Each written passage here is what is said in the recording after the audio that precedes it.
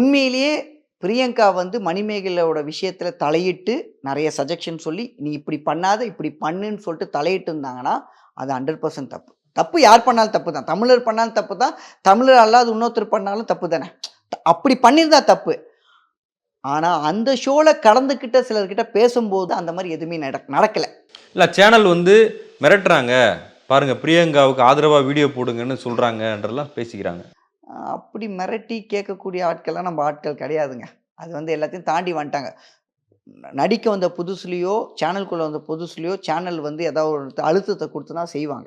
ஐயோ! அடுத்தடுத்து நம்மளுக்கு வாய்ப்பு வேணும் அப்படின்ற மாரி செஞ்சிருக்கலாம். ஆனா, இன்னைக்கு வந்து அந்த ஷோல இருக்க எல்லாருமே எங்க போனாலும் எல்லாருக்கும் பேர் சொன்னா தெரியிற அளவுக்கு நல்ல ஒரு லெவலுக்கு வந்துட்டாங்க. இப்ப போயிட்டு ஐயோ! நம்ம சேனலுக்கு மட்டும் சப்போர்ட் பண்ணணும் அப்படின்னு யாரும் பண்ணக்கூடிய நபரா இல்ல.